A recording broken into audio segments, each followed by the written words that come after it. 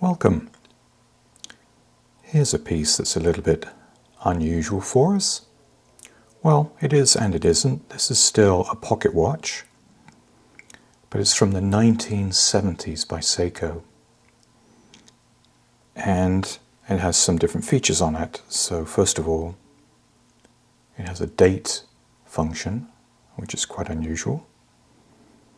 And I like the way this crown has been mounted here at 6 o'clock. Do you see that? It's also made of palladium, so palladium plate, which is that silvery white finish. And it has this unusual spaceship design to it, which is quite appealing.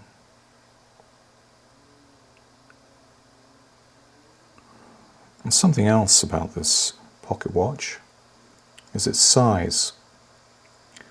If I compare this with a wristwatch of the same era,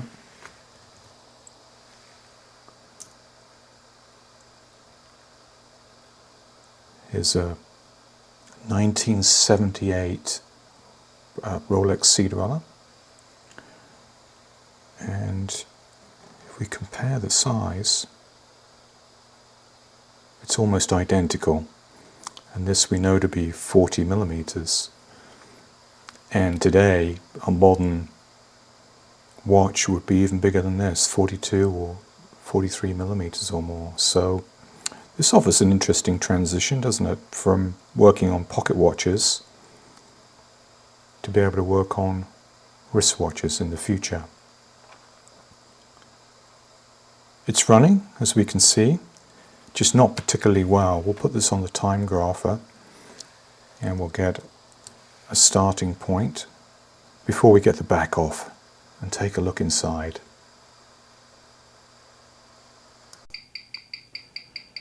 Wow, look at this scattergun here.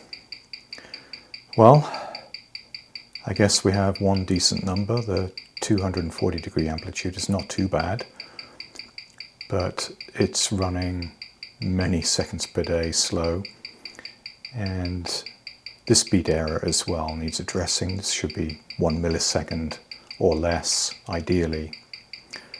So let's get into this and see what we can find. I see a small slit here, just for my case knife. If we can pop this back off. Oh, that's got it.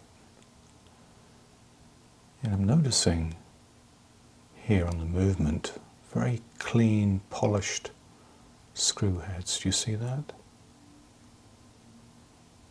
Unmarked. Also, shock absorbers for the jewels.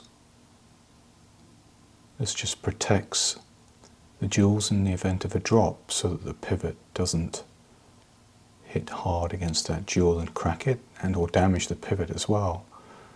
These were invented in the 30s but started appearing in watches around the 50s.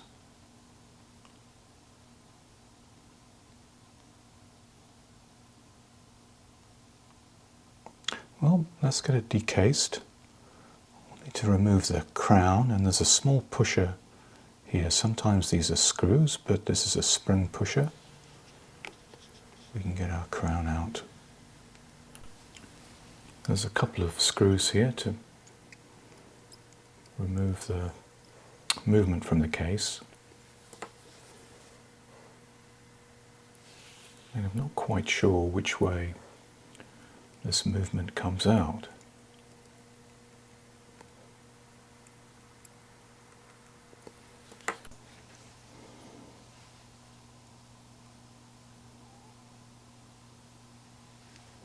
Well, we'll try tipping this over and just see if we can drop the movement out on the back side here, but no. I'm not seeing that hilt helps me, I think. Yeah, there's a small indentation here that allows us to pop that front bezel off. I think this must come out from the front side. A bit stiff. There we go. Oh, very dirty. Yeah, that's going to just drop straight out.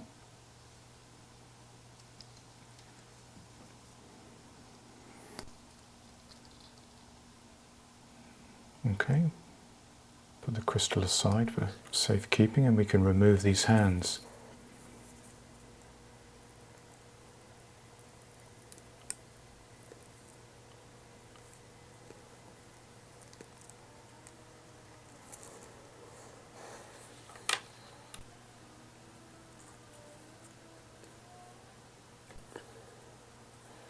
I just use this membrane box here to protect them. And there's a couple of dial screws. You can see the dial pins there, or one of them. There's other ones around the other side here. Don't usually remove these, just undo them a couple of turns up. Be careful not to slip. It's always a problem filming and doing this at the same time. This dial should just come away from the movement. And there's our date ring.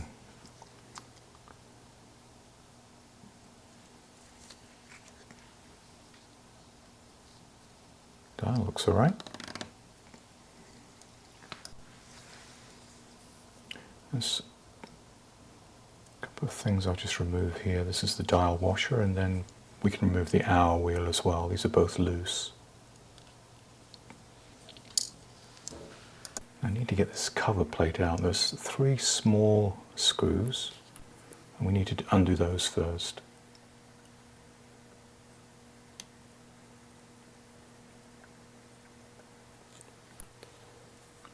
These are tiny, so I'm going to use Rodico to help pick them up.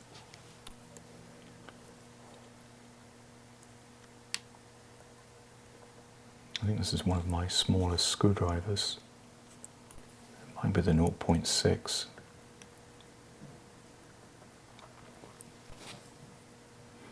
I see some remains of oil on this plate here, but we'll get all that cleaned up. Remove our spring.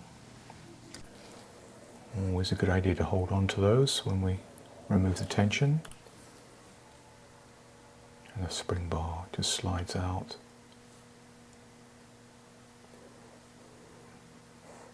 We should be able to take our date wheel off the movement, yep.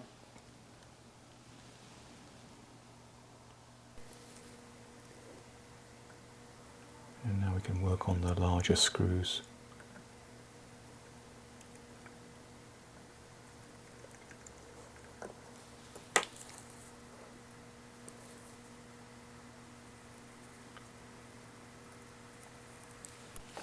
This plate here is just protecting our keyless works.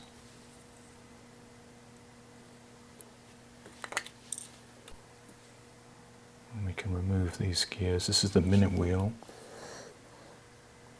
and the cannon pinion. It's a friction fit. You could remove that with some screwdrivers if you were careful.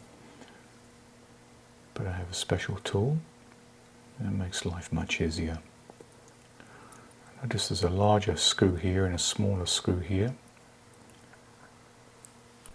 for these springs against the setting lever.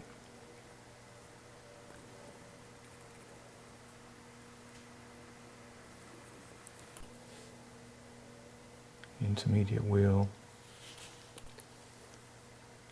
And this is the setting lever here and the pusher.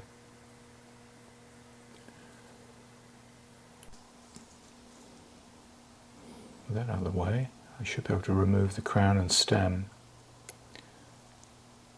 And this frees up access to the 2 wheels here. One's the sliding clutch, this first one, and then the other one is the winding pinion.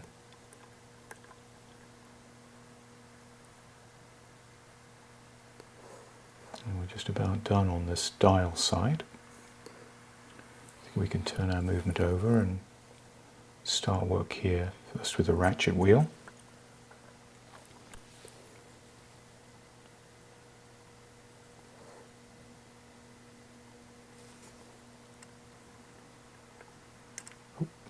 sprang away. Might have had a little bit of tension there on the mainspring. I thought all of that was removed, but we'll just get this spring out as well. This is with a clicker.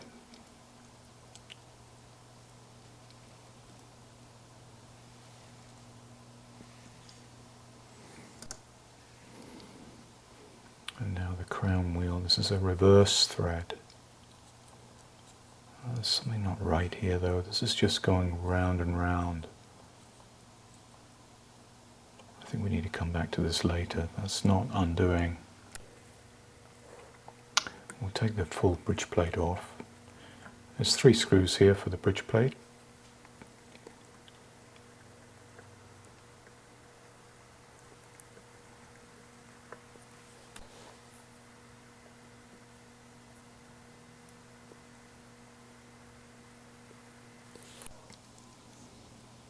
And that should just leverage away.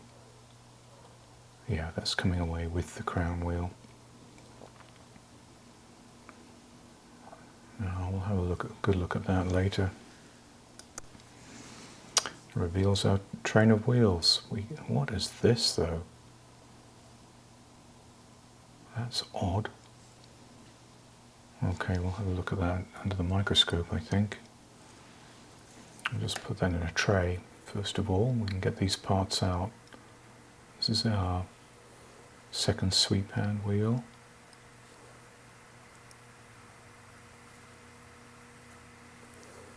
Third wheel. Get the mainspring barrel out. We'll open that out and have a look at our mainspring.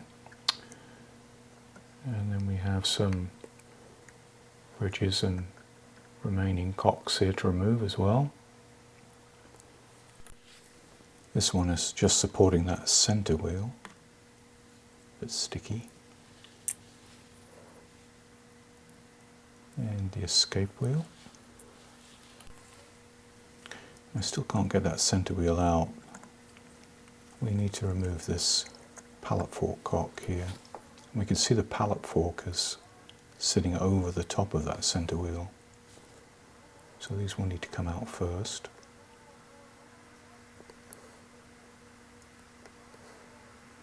And the center wheel is the last part.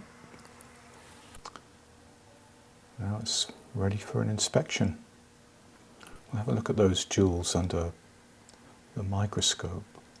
I haven't cleaned this plate yet. Just want to inspect the jewels. They look good. But we'll get everything into the cleaner.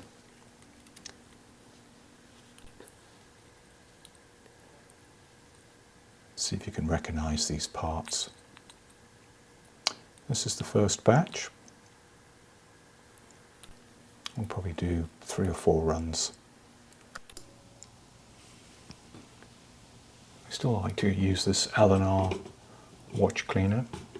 There's an ultrasonic cleaner bath in the background there, but it's so noisy.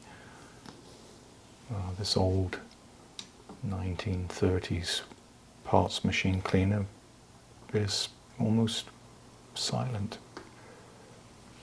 Just runs backwards and forwards there in the cleaning fluid, and then we'll give it a couple of rinses. While that's going on, I think we'll dismantle this balance, and I need to just turn this part out here, the regulator, so that we free up our hairspring.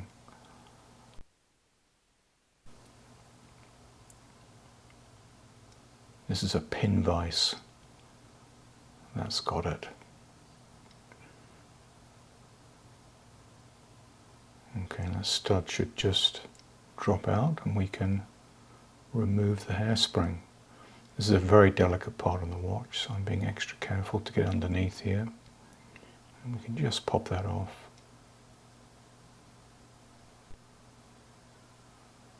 Let's look at these shock absorbers. This is the Inca block I was talking about. Actually, in Seiko terms, it's a dia shock. They all have their brand names for them. But this gives us access to the jewel pair in the top of the balance.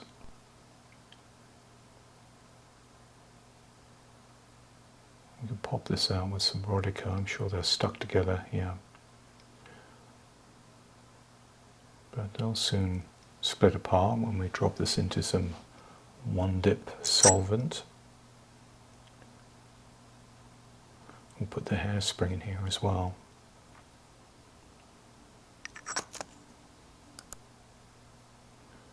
And it's out. I just need to straighten up the hairspring a little bit there. And our jewel pair. Let that dry and we can start to oil. We'll use this train oil 9010, looking to fill the jewel about half full, or 2/3. I'm just going to turn this over gently and drop it into the top of the jewel setting. And the oil will just hang there for us. And we can take the whole setting and put that back into the balance. And return our spring. Dia-shock spring. There's a little gap here. I can just slot that through and twist it back, and that will hold everything in place. A bit more. Great. We can put our hairspring back onto the balance. I'll set this roughly where it was before, but we'll use that gap in the collet there to move it around slightly on the balance wheel. That will just help us reduce any beat errors.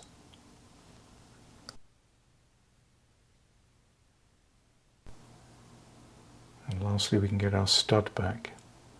Carefully put that first coil of the spring behind the regulator pin there, and we can twist this other part into place, and that will hold the spring while we work on tightening up our stud,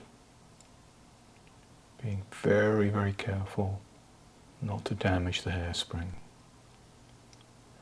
That's it, that's our balance rebuilt.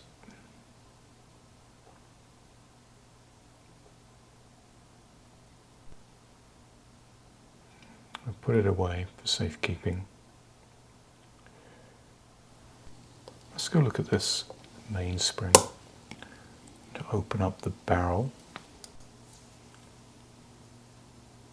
And I'm just going to hold the arbor down in place here to remove the cap. If we pull too hard on the cap here and the spring comes out, you'll know it. It will fly out very quickly.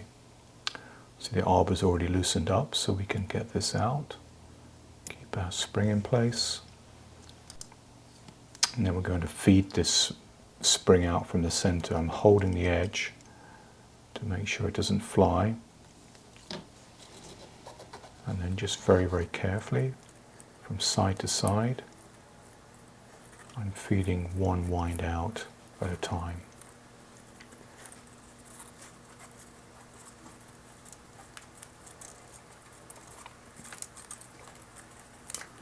And this is a more modern style spring. The S shape here gives it much more stability as it unwinds, and we get better timekeeping from this kind of shape.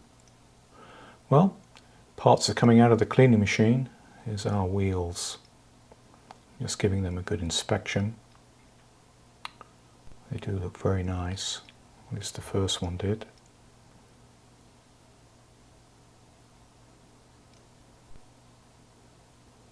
The escape wheel. Yes, pinions look clean. Everything's looking good. And second sweep. Oh, wait. I spoke too soon, didn't I? Look at the shape of that. That gear is not flat at all. It's bent. In fact, it's warped. I don't know if you can see that. I better put this under closer inspection, see what I can find. And I think we've got a bend here in the arm. Do you see this? If I push slightly here, you can see the light changing on it. It's bent down. Let's have a closer look under magnification. Yeah, unfortunately it's cracked all the way through. Do you see it? This wheel is a write-off. I'm going to need to find a replacement. And that other part that I found, well, guess what?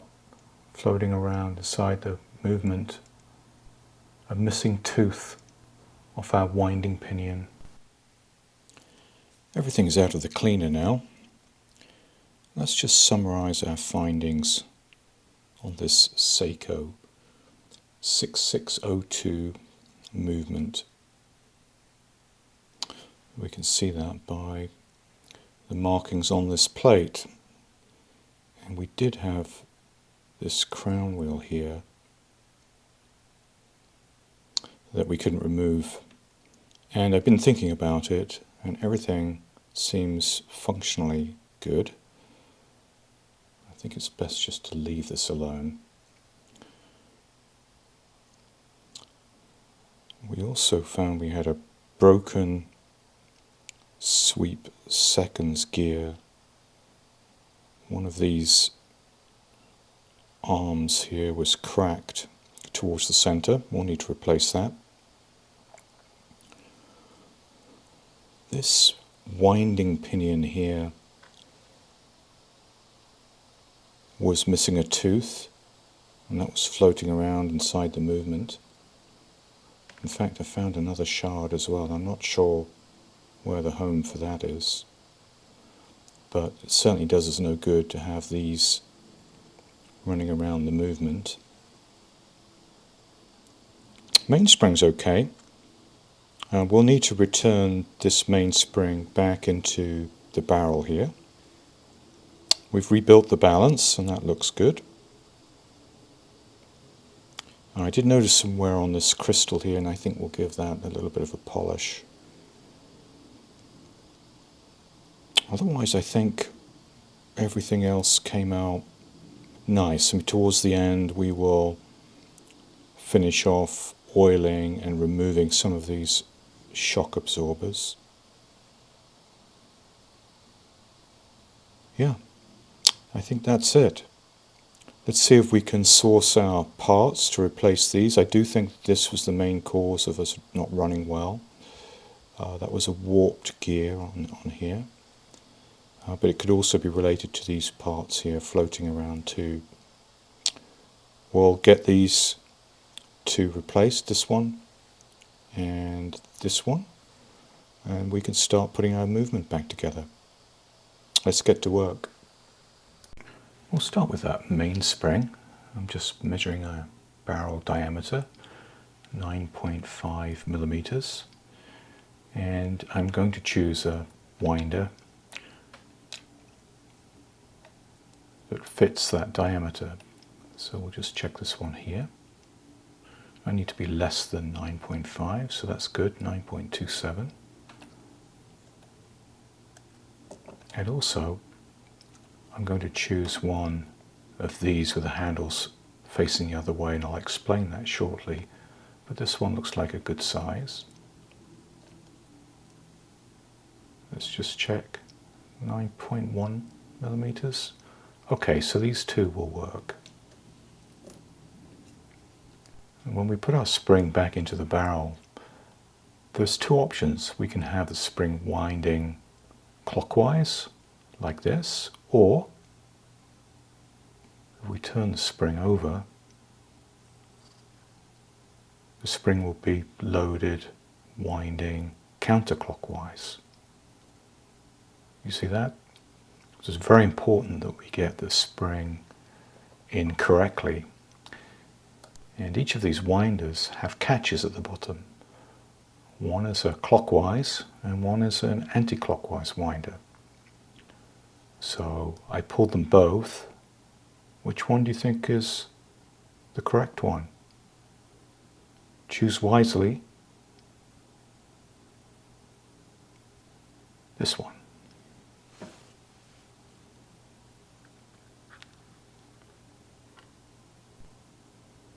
I need to put this into the plunger. We'll just load that up. And the way this plunger works is when the spring is inside here like this, we press the end of the plunger, it will push the whole spring out into the barrel. So all we have to do now is get the spring into here. Well, I've got that set onto the winder, and we're going to run it up anti-clockwise.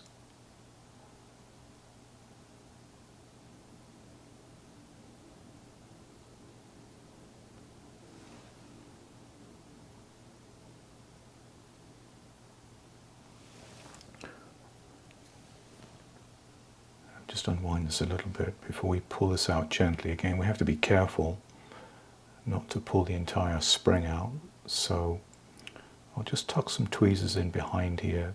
That will keep the spring in place. And we can get our barrel ready. On the walls of the barrel, I just want to add a little bit of braking grease for this kind of spring.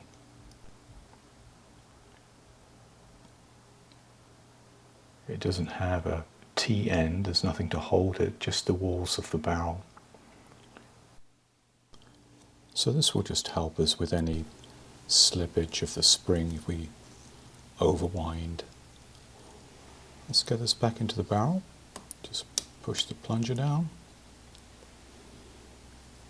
And it's all pre-oiled. Just need to get the arbor back into the catch here. There's a hole at the end of the spring.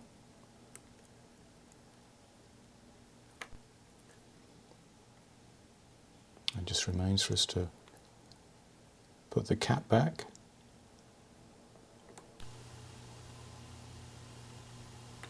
And we can put it away for safekeeping. There's something else that just came in. Have you guessed what it is? A donor movement. We should be able to recover our parts that we need. But I've got the movement out, and I'm looking at that winding pinion, and it does not look good at all. Well, let's see if we can get access to it. I'll just pull the crown wheel here, and we'll need to get the plate off. One of the wheels looks good. This one here I'll just remove for safekeeping. We need that. That's the second sweep hand. But look at this. It does not look good at all. Yeah. I think that's broken completely into... Well, this is always the risk. When you get these donor movements, you never know quite what you're going to find. I'm hopeful this will save us. I found out that Seiko uses this exact movement in their wristwatches of the same era. You see that? 6602. Let's see if we can get into this wristwatch. Oh, the crown just fell out. But the watch has started up. Okay, well, we'll get the back off and just verify this is the correct movement. And if it is, we can hopefully rescue our parts. Yeah, 6602B. That's exactly the same. Somebody's been in here. Look, these case screws are missing and the movement is just moving around. Okay.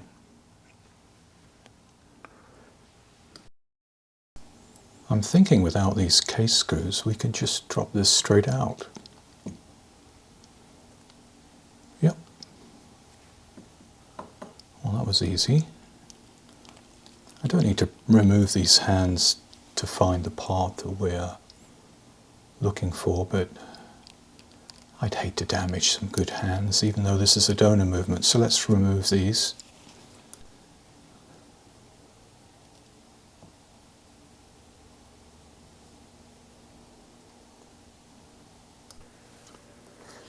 And I'm sure you know the procedure by now. We'll just remove the ratchet wheel and the crown wheel.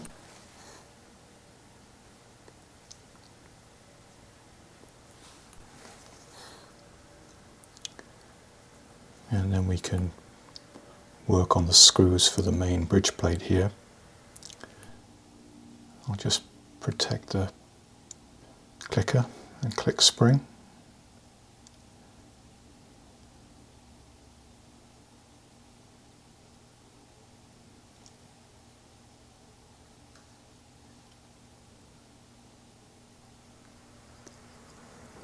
Oh, careful.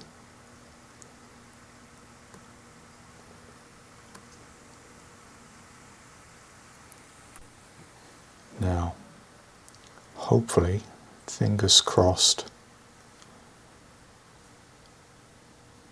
we have a good winding pinion. Let's find out.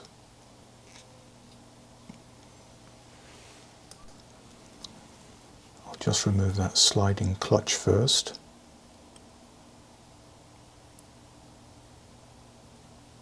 And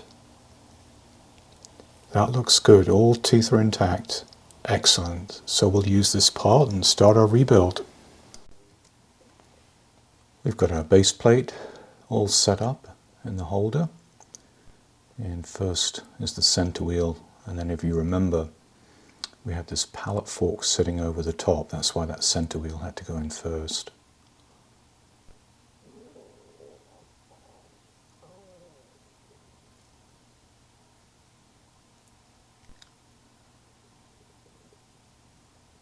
We'll just add the pallet fork cock here, and I want to make sure that this pallet fork is correctly seated, so we'll just check that.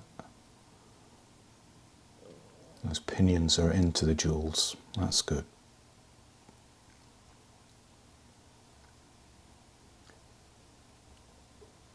In goes our escape wheel.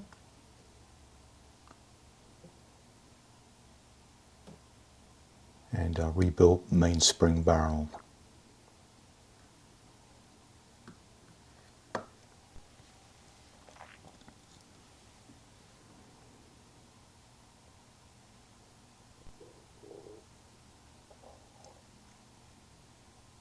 Now there's no jewel in the top of this cock here for that center wheel, so I will add just a little drop of oil, a D5, just to help it along. And we can put our third wheel in place and our sweep wheel, although I don't like the height of that. That's too low on the escape gear. Do you see that? And it's actually sitting on the barrel. That's not correct. I think I've forgotten something, and here it is. There's a tiny little washer that goes underneath this wheel. Let's try that again.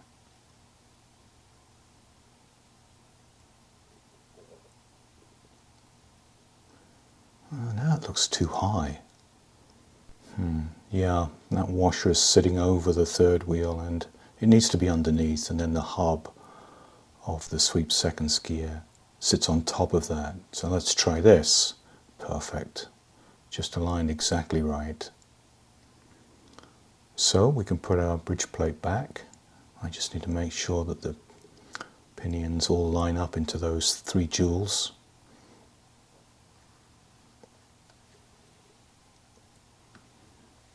Oh, there it just went in. We'll just check the gears. And we can return our screws.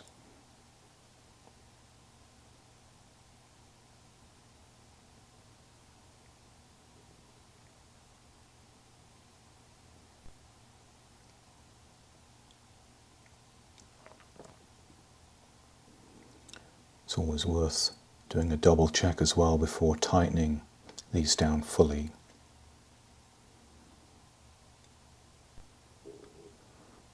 And we can put our click and click spring back. Just got to delicately put the spring against the clicker Add a little bit of Mobius D5, and we can get our ratchet wheel back. And this is squared off, so we just need to seat it correctly in the arbor for the mainspring barrel.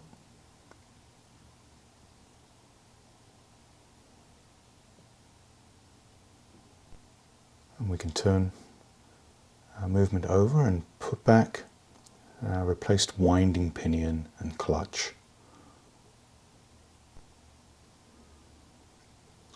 I'll put the crown in here. We'll give this a little bit of oil.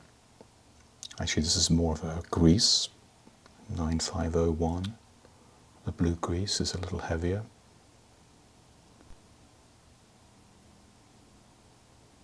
And I'll also line the sleeve here for our pusher.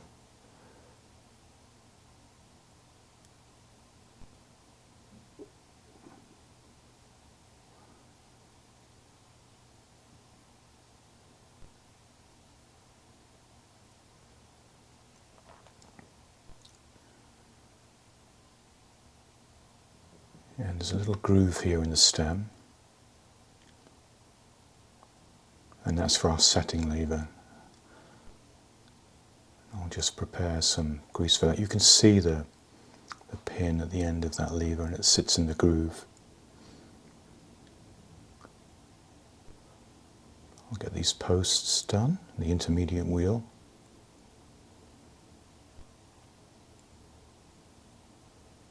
And this yoke here is wrong. I should have looked more closely. It's not set into the groove in the winding stem. I made a mistake here that will need correcting.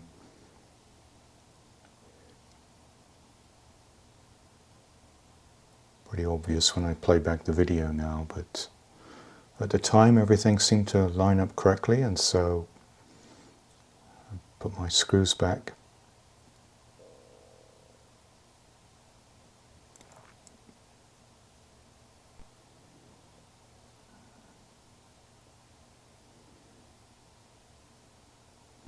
There's a big screw on the left side here, a smaller one on the right, so we need to get those the right way round. And where we have metal on metal, I'm just adding a little bit of grease. And we'll just check the crown, and it's working, but it doesn't feel right. I know something's wrong, but I'm continuing on.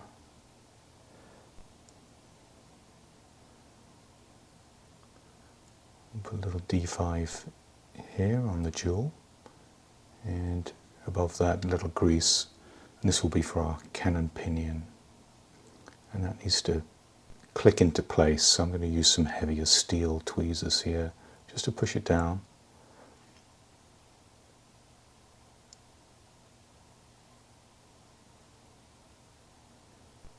And our minute wheel.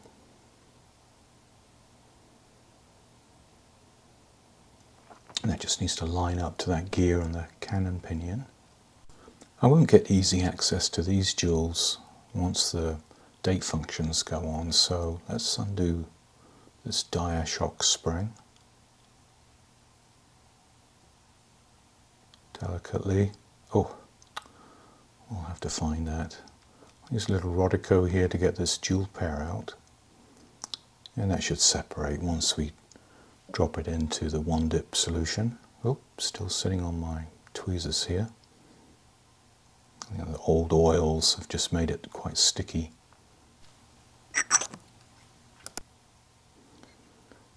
And I'm just going to clean this gently with this pegwood. Notice the colour of the jewel. And look at it now. Yes, I managed to play tiddlywinks with it, and it sprang away from me.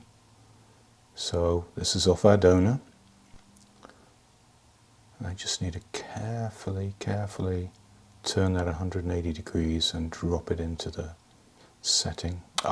Why is it that toast always falls butter side down? Let's try that again. Careful, don't touch the jewel.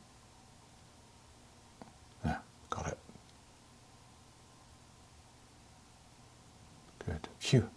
Alright, that's the dry side. We're saved. So nearly there, nearly there. Just one more to go.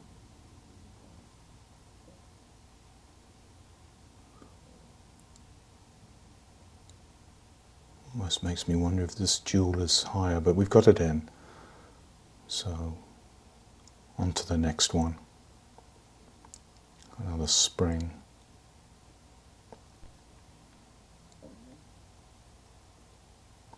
And this just has the cap jewel.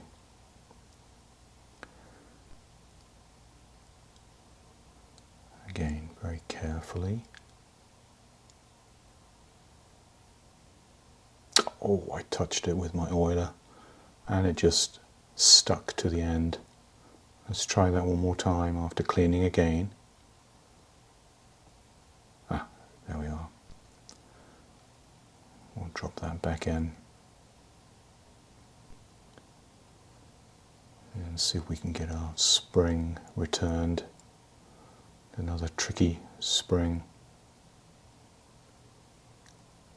Oh, that one nearly flew away. We'll try all that again. It took the jewel out.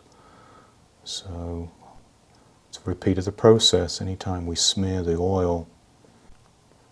Alright, we can move on. We'll just oil this other jewel here. And I rebuilt this. You see how the yoke is now lining up correctly in the groove at the end there?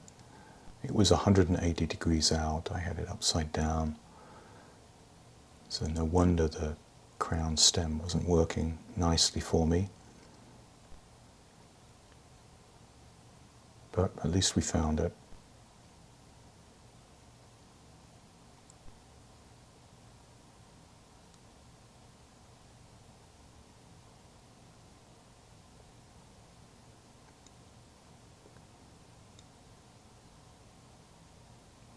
Just need to get this screw started and then we can get it all buttoned up. And this is the keyless works.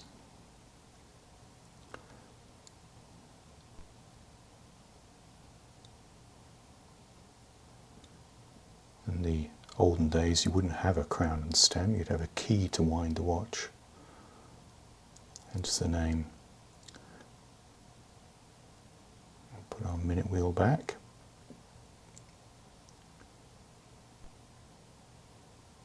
And try that again. Ah yes, that's feeling much better. It's clicking in and out nicely. Now we'll try this wind. Yeah, that's much nicer. And now for the big moment. I've made a few adjustments on the collet here for the balance wheel. I'm hopeful we can get this restarted again. Fingers crossed. Oh, I think it wants to go. Yes. Oh, that's excellent. And it looks pretty nice here. Let's just screw down the balance.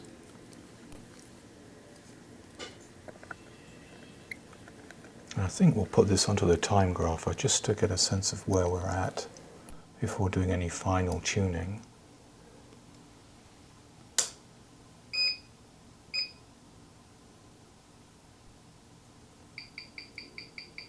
Oh, and look at that. Beat error of less than a millisecond. Not bad rate, 19 seconds, 20 seconds a day, and good amplitude above 200. Okay. We can rebuild our date function. We'll just put this spacer washer in first.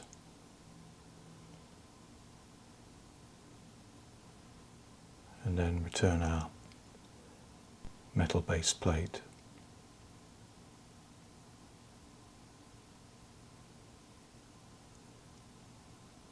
That's good.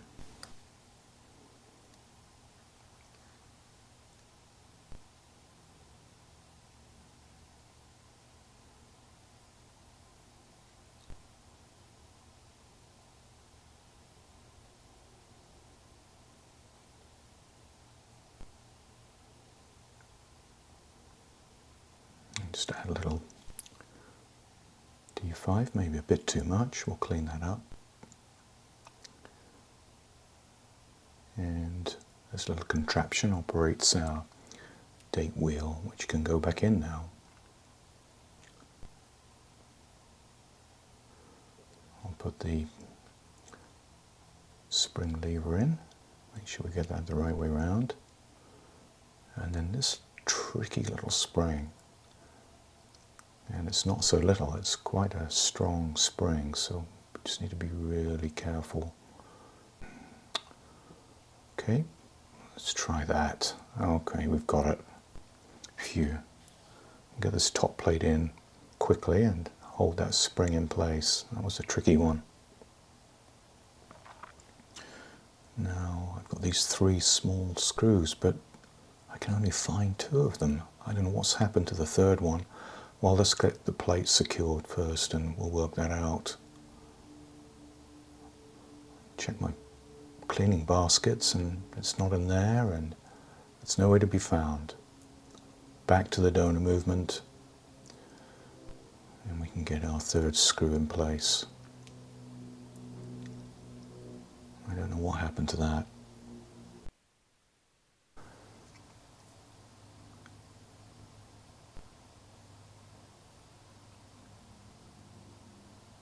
Just add a little D5 underneath the hour wheel.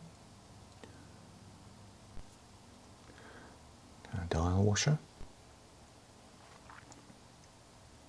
Back goes our dial.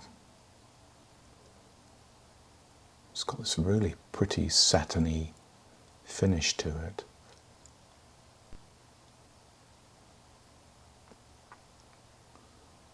And we just need to put the dial screws back against the pins. I want to recase the movement before we put the hands back on. So temporarily I'll use the bezel and crystal just to cover the dial so that we can turn it over and I can put the crown back in.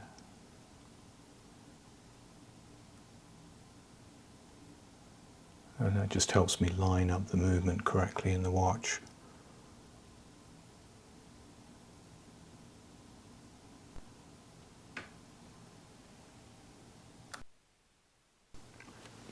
Let's put the case screws back. She's singing merrily away now. It's very nice to see. Looking fabulous inside the case here.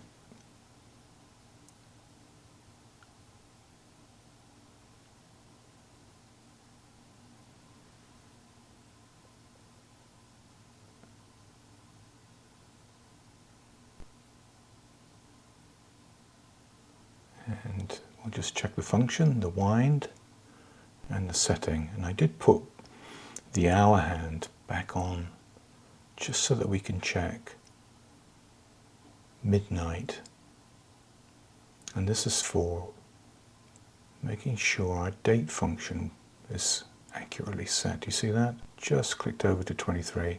We're slightly off, but that's an easy fix. We'll just move this back to midnight. And we can add the rest of our hands.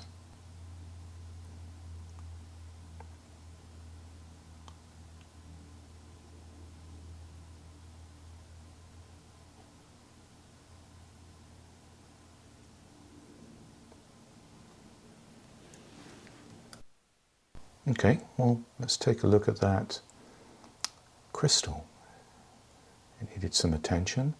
We're just going to give it a light wet sand. I started at 2000 and built my way up to 7000. And take all those scratches out. And then finally, well, we just need to polish it. We can get those very fine scratches out. It takes about 5 minutes. And it does a great job.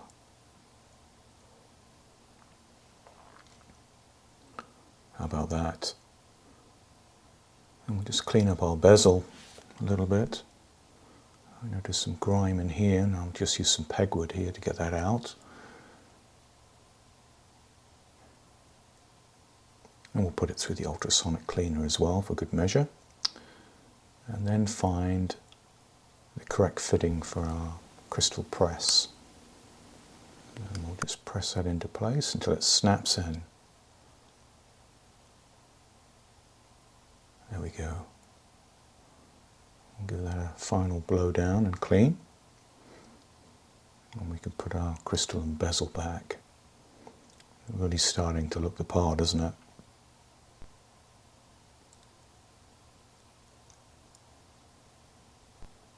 Finish off with our case back cover. And we'll have to try it. Look at this. Within a few seconds per day, 5 or 6 seconds I was recording here, and a reasonable amplitude and good beat error as well. I'm very happy with that. But just for grins, why don't we compare that with a 1970s Rolex? I do know this hasn't been serviced for about 8 years, but since we have it, let's see how it compares. We'll just let this settle down a little bit.